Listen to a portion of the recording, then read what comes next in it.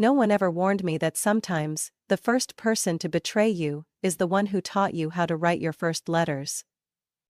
The name Anna Monroe on legal documents, once believed to be a source of pride for my parents, turned out to be a pawn in an elaborate scam orchestrated by them. The call came from a stranger, but the message was enough to shatter a decade I had built with blood and trust. It was 3:47 p.m. I remember clearly because I had just wrapped up a tense legal consultation at the Morgan and Blake office, where I had recently been promoted to Deputy Regional Chief Counsel for the Western Division. Everything in my life was at its peak, until the ground beneath me crumbled, with a single phone call that dragged me straight into the abyss. "Ms. Monroe?" A man's voice on the other end sounded hesitant. "This is Patrick Harris, from Riverdale Trust Bank.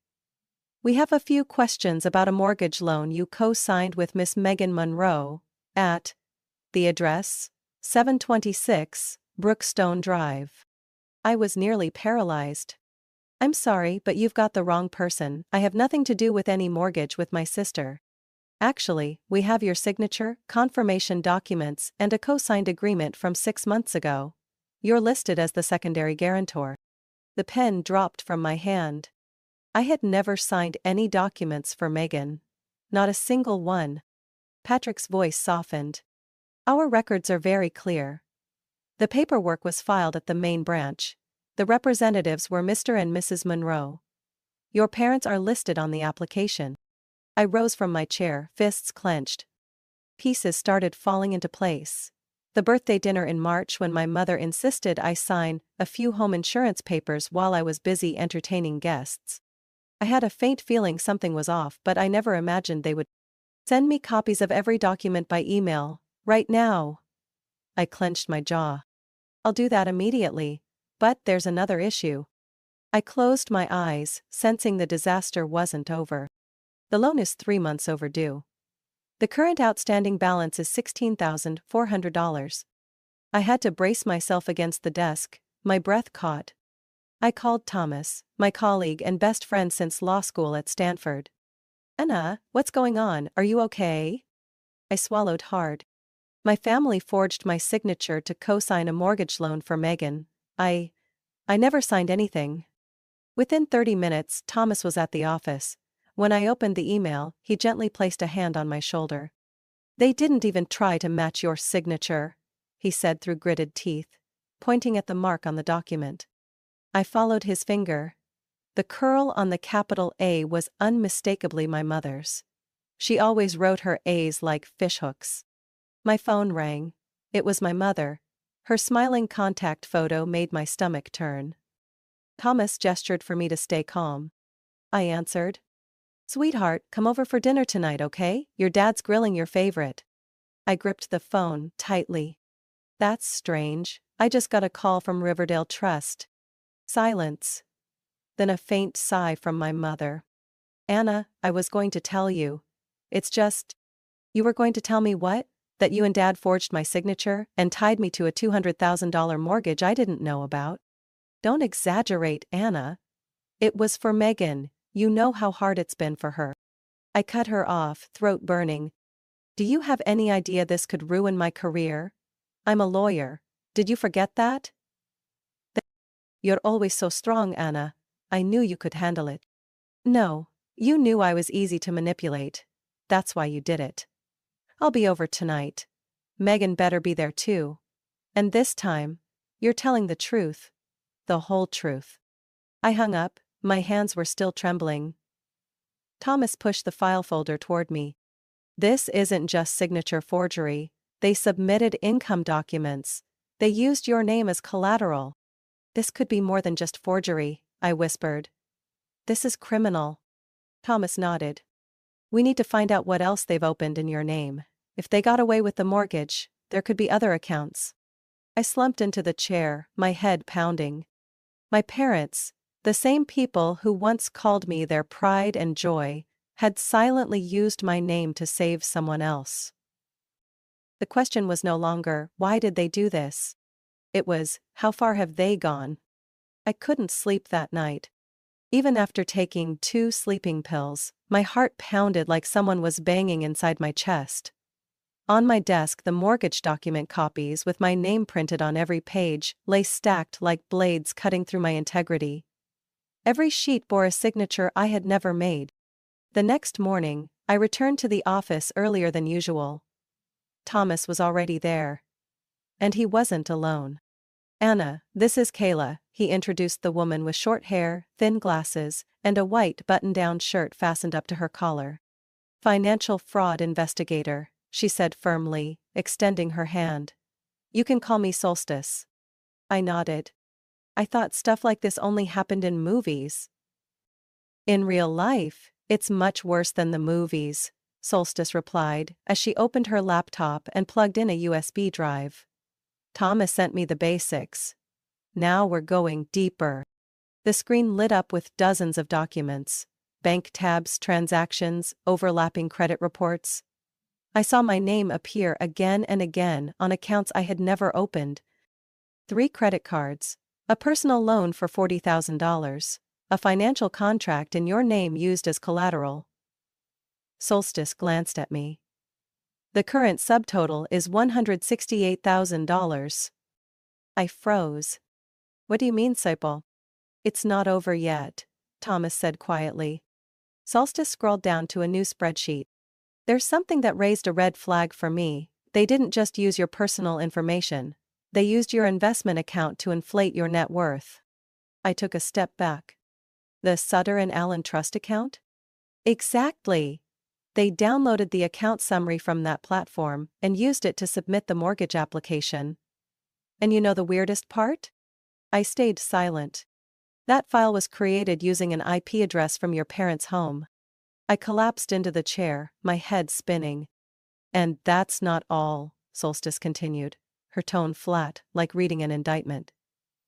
"They created a secondary bank account under your name, transferred money from the credit cards into it, then either withdrew it in cash or used it for personal spending." "How much?" I asked, throat dry. "With fees, transactions and overdue interest, the current total is $312,000. I didn't even feel angry anymore.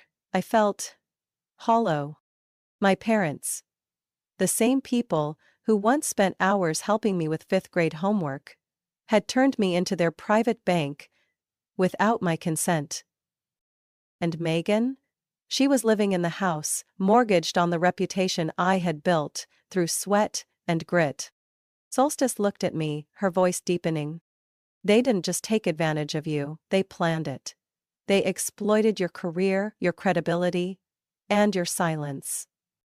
I stared at the screen where numbers danced mercilessly. $12,000 spent at Saks Fifth Avenue. A hotel bill from the Peninsula, Beverly Hills. A spa trip costing $7,800 in Napa Valley.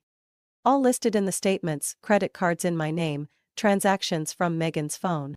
Thomas tapped his fingers on the table. And a part that really pissed me off. He turned the screen toward me. "There's a Diamond Tier golf membership for $20,000, paid from, guess what? My investment account." "Exactly." I let out a laugh, not because it was funny, but because I was so furious it became ironic.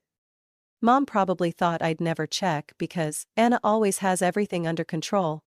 "They're counting on your silence," Solstice said without looking up. "And you need to decide if you're ready to break that silence." I closed my eyes for a few seconds, then opened them. "I don't want to stay silent anymore. But I need to know, can we press charges? Forgery, identity theft, financial fraud and misuse of personal data. Enough to trigger a federal investigation," Solstice replied without hesitation. I looked at Tomez. "If we go to the police now, Megan could lose the house." He said nothing. Solstice, however, didn't hold back.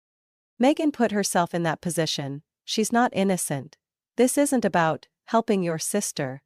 This is organized crime, Anna." I nodded. What they called family now looked more like a con operation than a circle of love. "I'm going to their house tonight," I said. "But not to talk. To give them a choice. Either they confess, or I expose everything." Thomas looked at me and nodded. "And if they refuse?" I gripped the strap of my handbag, my eyes blazing. Then they'll finally see what being the strong daughter really means. I parked in front of the house I grew up in. Warm kitchen lights spilled through the curtain, a familiar glow, but now, to me, it felt like the glow from a furnace. To my left was a black leather bag filled with copies of all the fraudulent paperwork. Bank statements, forged signatures, and Solstice's documentation.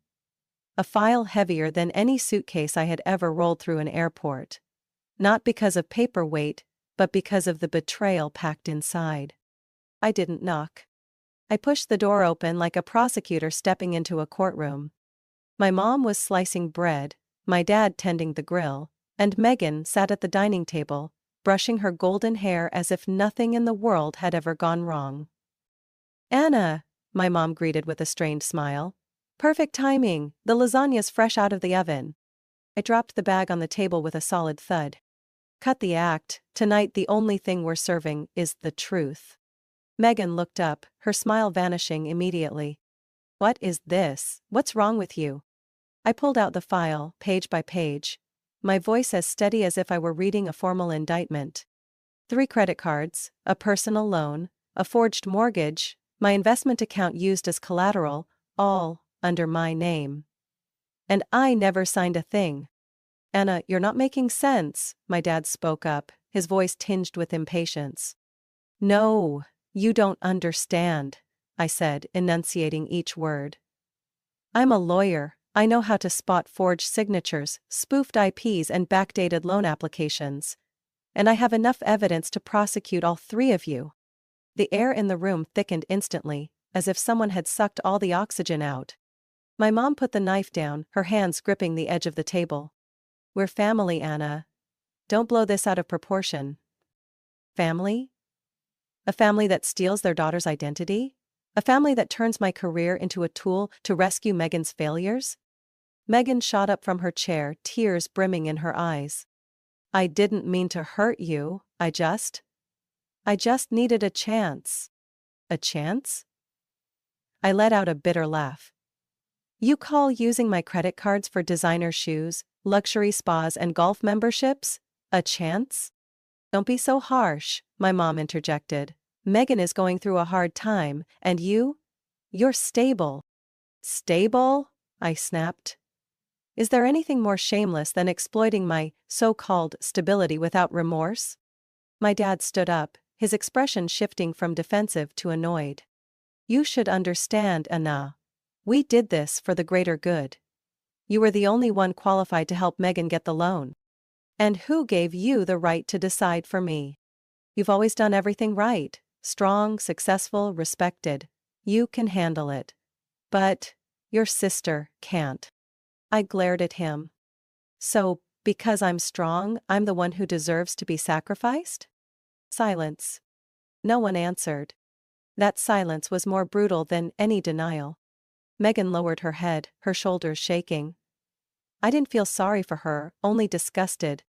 "I'm reporting this to the bank, and if you don't come clean, I'll forward the entire file to the Financial Fraud Investigation Office." "You'd destroy this family over a moment of anger?" my mom sobbed, tears streaming down her face. "We can settle this privately." I took a step back. "No, Mom. A family isn't a place where I get financially, professionally, and legally exploited." Megan rushed toward me, grabbing my hand, tears pouring. "I'll pay it back, I just need time." I pulled my hand away like I'd touched a blade. 3 months past due, $16,000 unpaid. And with all that lavish spending, how exactly do you plan to pay it back? Silence again. Every glance, every breath in that once familiar kitchen now made me feel like a stranger on the stage of a grotesque play. "Tomorrow I'm meeting with the branch manager," I said coldly. "If you want to confess, show up there before I do." "You'd send your entire family to prison," my dad exclaimed. "I'm not doing anything," I said, turning to the door, clutching the file bag. "You did this to yourselves. I'm just flipping the light switch so the world can see it." I stepped out the door, leaving behind an untouched dinner, cold lasagna, and people who once shared my blood. Now strangers, wearing familiar faces. I thought I had seen the worst of what they could do. I thought the peak of betrayal was forging my signature and turning me into a debtor. I was wrong. 3 days after that confrontation, I returned to the office, thinking I'd begin drafting the lawsuit. But when I entered the conference room, Thomas and Solstice were already there. Silent. Their expressions so grave, it made my blood run cold. "What's going on?" I asked, setting my briefcase down. Solstice didn't answer right away. She opened her laptop and turned the screen toward me. "Anna, we found something else." On the screen was a job application, submitted to a law firm in Texas. The applicant, Anna Monroe. I frowned. "What is this?" Most of my former colleagues works there. They called to ask why you were applying. While you're still employed at Morgan & Blake, and this application used your law degree, bar ID, and social security number. My heart seized. That's not possible. Thomas handed me a folder of printed documents. Here are copies of 3 other applications, sent to firms in Oregon, Colorado, and Arizona. Same name, same credentials. The only difference is the email address, profile photo, and phone number. They all trace back to Megan. I gripped the folder tightly, unable to believe what I was seeing. "Shoo! Used my law degree to apply for jobs?" "Not just that," Solstice continued. "She made it past the resume screening, and even got a virtual interview invitation from a major firm in Denver. And Anna, they're about to issue a job offer." I slammed my hand on the table. "She thinks she can impersonate me to start a legal career? People will find out." "Not necessarily," Thomas interjected. "If Megan gets through the first round, earns income, receives paychecks, and is entered into HR records, she'll have an employment history to legitimize everything." I shot up from my chair as if I had been sitting on a blade. "This isn't just identity theft, this is professional fraud. This is impersonation at a serious level." Solstice pulled out a copy of the email applications. I traced the IP addresses. All were sent from the same location, your parents' house. And there were logins to the California Bar Association portal. From a computer with cookies saved under your account. "You mean Megan didn't just use your information. She accessed your licensed attorney account.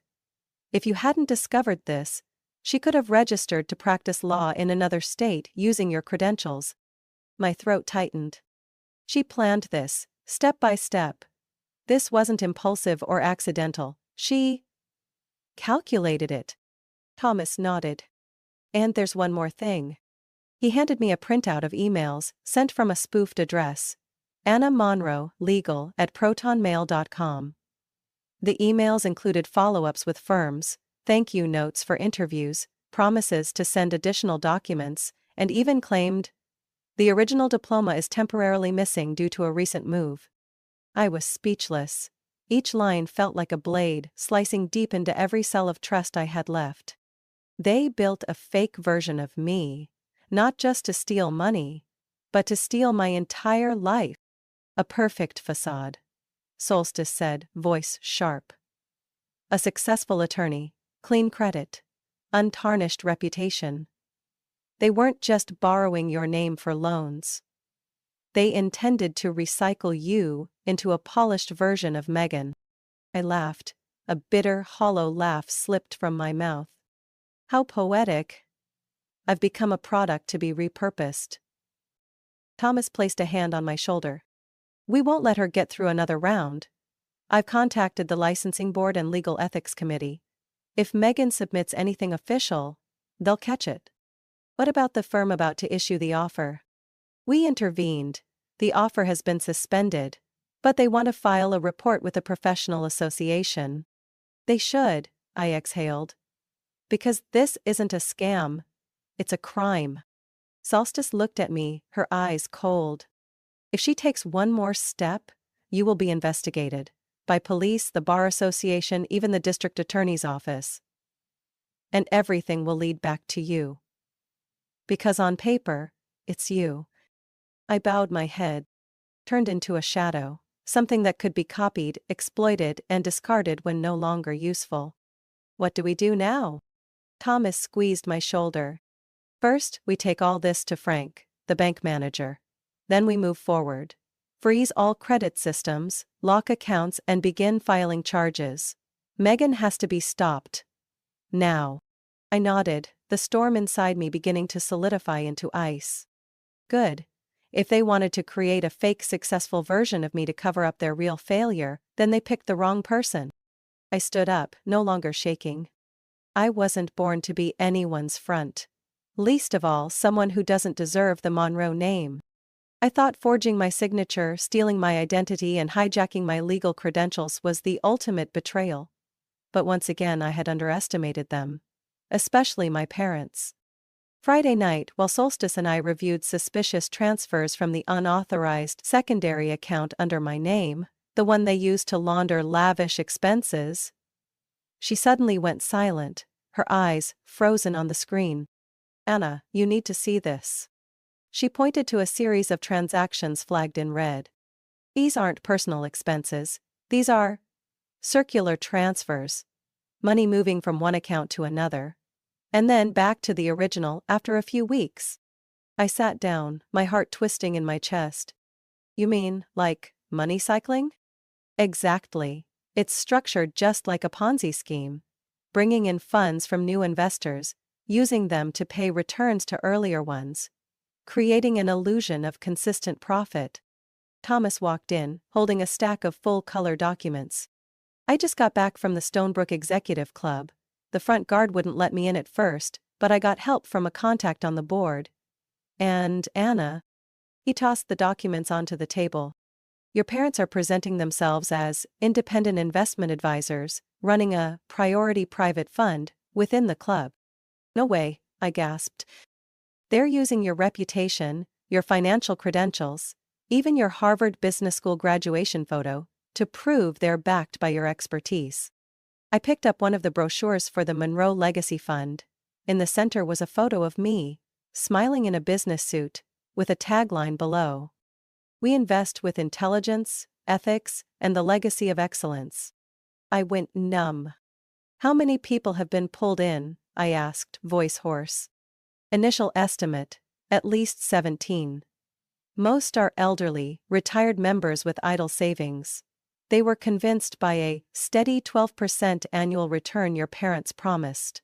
But the numbers are completely fabricated. Solstice opened another spreadsheet. Current circular cash flow nearly $2 million. Over $300,000 of that came from your investment account, used as proof of success to attract new investors. I gripped the table's edge. They used everything I built to construct a house of lies, and now they're using it to bait the vulnerable and the trusting. And that's not all, Solstice added. They have an offshore account in Singapore, funneling money from the fund into it. Started with $20,000, then $100, $250. The most recent transfer, 3 days ago, was $400,000. Thomas frowned. They're getting ready to run. They know I won't stay silent anymore, I whispered. And they're looking for a way out. I leaned back in my chair, head spinning. What do I need to initiate criminal proceedings? It's enough, Thomas said. Fake documents, hidden transactions, unauthorized use of personal information, investment fraud. It's enough for federal prosecution. We need to notify the people they scammed, I stated, before they lose everything. I've spoken with Margaret, one of the first to join the fund. She's been suspicious for a while but lacked proof. Now she's ready to testify. Solstice looked up from her screen. Anna, you need to prepare yourself. When this breaks, the media will get involved, and your parents, they won't sit quietly. They may try to turn it around, even claim you masterminded the whole thing. I gave a cold smile. They turned me into a living front for years. Now I'll become the blade that cuts it all off. Solstice nodded. I'll prepare a full report for the bank and the Financial Crimes Division. Thomas, draft the court documents. Anna, you should contact the director of the Stonebrook Club.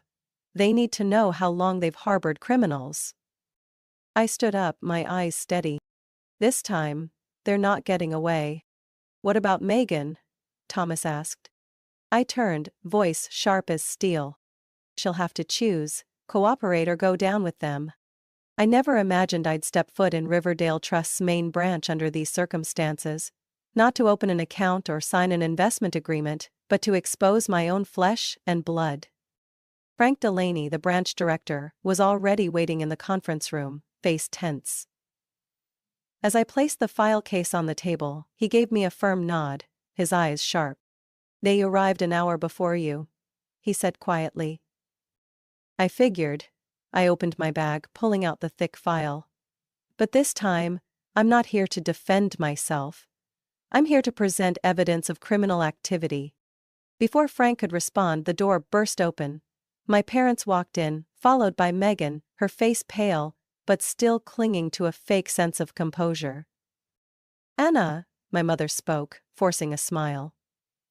"Can we speak privately? No need to involve outsiders." I didn't even look at her. Frank was the first to spot the irregularities. He deserves to know everything. My father pulled out a chair, voice sharp as a razor.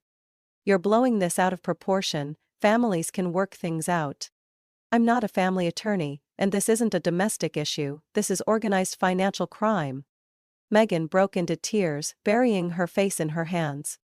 "I'm sorry, Anna. I didn't mean for it to go this far. I just thought, with a little more time." "Time?" I snapped toward her. "To keep applying for jobs under my name? To run a Ponzi scheme? Or to funnel money into an offshore account so you could vanish like a thief?" Frank laced his fingers. Gaze icy. "Ms. Monroe, may I see the documents?"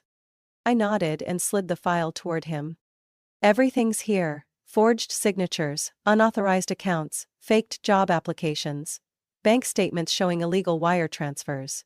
And this," I pulled out a separate envelope, "is evidence of the Ponzi scheme my parents are running at Stonebrook Club. Using my investment account to fabricate credibility." Frank flipped through the pages in silence, his brows tightening with each turn. When he got to the Singapore account transfers, he brought a hand to his mouth in disbelief. "I can't believe this." My mother sank into her chair, hands trembling. "Anna, you're destroying your own family." I looked at her, my voice flat. "No, I'm protecting everyone else from this family." My father shot up, growling. "You have no idea what you're doing. If you go through with this entire family will fall apart. Your mother, Megan. They won't survive this." I clenched my fists. "Funny how none of you thought about what I could survive when you stole my identity." Frank cleared his throat. I'm obligated to notify our fraud prevention department, and if what Ms. Monroe provided is true, we'll need to report this to federal authorities." Megan screamed. "No, please don't call the police. I don't want to go to jail." I responded coldly. "Then you should have thought of that before you used my name to scam people." My father's tone suddenly changed, gentle, almost sickeningly sweet. "Anna, if you withdraw the complaint, your mother and I will repay everything. We'll sell the house, do whatever it takes, just please don't bring this to court." I gave a bitter laugh. "This isn't about the money anymore. This is about the truth. And I don't negotiate with criminals." Frank stood, his face grave. "I'll freeze all related accounts. And I'm calling the police now."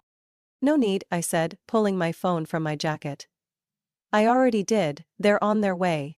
Just then, 3 uniformed officers entered the bank lobby, their eyes scanning the conference room. One nodded at Frank, then turned to me. "Ms. Monroe?" "Yes, I'm the complainant. And I have evidence of criminal activity, committed by these 3.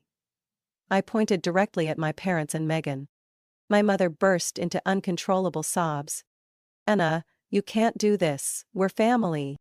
I turned to her, voice steady. "Family doesn't grant immunity, love doesn't excuse crime." As the officers asked them to stand for preliminary questioning, my father growled. "You're destroying our entire lives." I met his gaze, eyes like blades. "No. You did that. When you chose to make me the victim, to cover up your sins." As they were escorted out of the room, Megan turned back, face ashen. "You'll never be forgiven for this." I stood still, unblinking. And you'll never forget who brought you to this point. The door slammed shut. The room fell into a heavy, deathly silence. Frank sat down, exhaling heavily. I've never seen anything like this in my 30 years in the industry. I looked at him and said nothing. I had no more tears, no more pain. Just a cold, unwavering resolve. And I never thought, I said softly, that I'd be the one cleaning up the damage caused by the people who raised me. The federal courtroom was mercilessly cold. Even though it was early summer, walking in felt like stepping into a freezer, where every illusion of family was peeled away under the glare of truth. The trial had lasted more than 3 weeks. 3 weeks filled with evidence, testimony, and cross-examinations. 3 weeks sitting across from the faces that once were family, now defendants. Shedding the last remnants of the morality mask they once wore in public. When I was called to the witness stand, every eye turned toward me. A few familiar faces from the community sat in the audience. People who had once attended our house parties, shaken my father's hand at the Stonebrook Club, praised my mother as elegant and kind, and called Megan a poor girl who needed support. I stood before them, not the meek daughter of the Monroe family anymore, but the key witness, the person who had brought this entire case into the light. Ms. Monroe, the prosecutor said, please tell the court how you first discovered the irregularities. I gripped the microphone, my voice firm. It started with a call from Riverdale Trust Bank informing me that I had co-signed a mortgage for my sister's house. Something I had never done. And then? I conducted a full review of my credit, financial accounts, and personal records. The result was a years-long trail of fraud, including forged signatures, unauthorized credit cards and loans, and misuse of my professional credentials.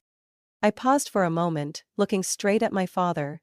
His head bowed, hands clasped tightly on his knees. But the worst part wasn't that they spent money in my name. It was that they used my reputation and accomplishments to build a convincing front, to run a Ponzi scheme that defrauded millions of dollars from elderly members at the Stonebrook Club. The prosecutor presented bank transfer statements, photos of fake documents, emails Megan had sent using my law degree to apply for jobs, and the traced records of offshore accounts in Singapore. The family's defense attorney stood to object, claiming the client's intentions were to protect their daughter and help a struggling child. I turned toward the bench.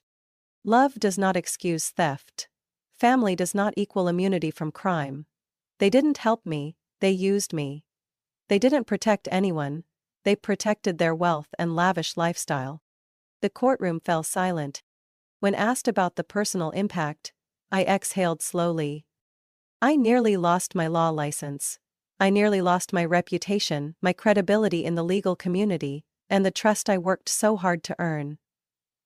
But the most painful part was, I lost my family. Not because of justice, but because of truth. My mother broke down crying. Not the theatrical kind she used to perform, but deep, broken sobs sliding down her face. My father remained silent. No apology, no remorse. Megan stared at the floor, her lips trembling, but said nothing. Finally, it was time for sentencing. The judge, elderly with deep-set eyes and a solemn voice, had her reviewing all evidence, testimony, and considering the organized, prolonged, and severely damaging nature of these crimes. The room seemed to hold its breath. Gordon Monroe, the first defendant, is hereby sentenced to 18 years in federal prison for financial fraud, identity theft, and operating an interstate Ponzi scheme. My father stiffened, lips pressed into a thin line. Angela Monroe, the second defendant, is hereby sentenced to 15 years in federal prison for conspiracy, document forgery, and aiding financial fraud. My mother collapsed into sobs, burying her face in her hands. Megan Monroe, the third defendant, is hereby sentenced to 12 years in federal prison for professional impersonation, unauthorized use of personal data, and complicity in fraud. Megan looked up, eyes red and puffy, but not a single tear fell. I didn't cry. I didn't feel triumph. I only felt relief. The judge continued. The court also orders the seizure of all assets gained through illegal activity, including offshore accounts, properties under false names, and transferred assets. The recovered funds will be used to compensate the victims. There were audible sighs of relief from the audience. Elderly victims who had sat quietly through the entire trial. As the three were escorted out of the courtroom, Megan turned back to look at me, lips tightly pressed. "I'll never forgive you," I responded gently without raising my voice. "You don't need to. I don't need forgiveness from someone who built her dreams on someone else's ruin." The door slammed shut. The room fell into heavy silence. Then, a single clap, coming from Margaret, the woman who first called me with a trembling voice. "Do you even know what your parents are doing?" I left the courthouse not in victory, but with the quiet understanding that sometimes, to truly protect what's right, you have to give up what you once held most dear. I used to think justice was the end, that after the trial, after the sentence, I could close this chapter for good, like shutting a book I'd never want to read again. But I realized, justice is only the beginning. The day they were sentenced, I received 64 messages by late afternoon. Most were from strangers, but they all shared one thing. They had been victims of financial abuse within their families. A woman in Texas said her mother drained her entire retirement savings to help her brother invest. An elderly man in Seattle told me his daughter took out a $150,000 loan in his name, then disappeared, leaving him to repay it in his 70s. No one believed them, no one stood by them. The police often said, "It's a family matter." Lawyers would add, "Proving intent is nearly impossible." And society would whisper, "What kind of person sues their own family?" I read every message, and instead of pain, I felt something strange. A clear, burning sense of purpose. To turn my wounds into a weapon that could protect others. 3 months after the trial, I received an invitation from the California Civil Justice Committee. They wanted me to lead a new program, Support Safe, providing legal, financial and psychological support for victims of family-based financial abuse. Thomas was the first to stand by my side for the project. Solstice joined as the lead investigator for fraudulent transactions. And Margaret, the very first victim of the investment fund my parents had created, became the senior advisor for elder victim outreach. We started in a small office on the 3rd floor of an old building on El Camino Street. Just 2 desks, a borrowed printer, and a whiteboard covered in notes. But what we were building wasn't just an organization, it was a survival network. In the first week, we received 39 requests for help. By the 4th week it was 146. By the 3rd month, we had to hire 3 more attorneys, 2 credit specialists, and a trauma therapist. I was no longer just a lawyer sitting in a conference room. I stood before people shattered by betrayal from their own blood. I listened to their tears, witnessed their collapse, and helped them rebuild the pieces of lives that had been stripped away. One morning, while preparing my speech for the Protecting Personal Finances from Family Abuse conference at UCLA, Thomas walked into my office and placed a white envelope on my desk. "A letter from the governor's office," he said. "You should read it." I opened it. A short handwritten note. "Thank you for turning pain into power. The state of California is proud of you, Governor Wilkins." I sat still for a moment, not because of the honor, but because I suddenly remembered the first night I learned I had been betrayed. The dark room, the mortgage papers in my hand, the lump in my throat that made it hard to breathe. And now I was surrounded by hundreds of files, not mine, but belonging to those waiting to be rescued. A month later, the San Francisco Chronicle published a 3-page feature with a bold headline: "Anna Monroe, the woman who rose from family betrayal to rescue hundreds." The media called me the fraud fighter. But I didn't fight for a title. I fought to end a kind of silence that had long infected this society. A silence dressed up in family values, covering up crimes with the word sacrifice. That evening I sat alone in the office, the soft yellow light casting a glow on the wall filled with portraits of victims who had recovered financially. Some were beaming. Some still had swollen eyes from crying. But all of them were standing, no longer kneeling before anyone. Solstice walked in, carrying 2 cups of coffee. "You're not taking a break?" I smiled, taking a cup from her. "Can't. Too many people still need us." She sat beside me, placing a hand on my shoulder. "You know what's most admirable? It's not that you survived. It's that you refused to let the wound define who you are." I looked back at it all. The years of being exploited. The lies wrapped in counterfeit love. The hugs that came with agendas. Then I looked into the faces of those who had stepped out of the shadows because of what we built. And I knew I had chosen the right path.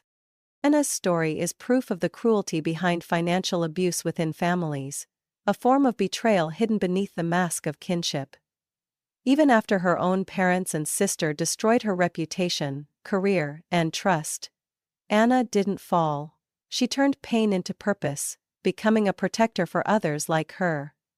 This isn't just a story of justice. It's a powerful reminder that true love never comes with deceit. Sometimes, standing up is the purest act of loving yourself. What do you think about Anna's decision? Was she too harsh, or was it the only way to reclaim justice? Share your thoughts below. And don't forget to follow the channel for more raw emotional stories about family and resilience.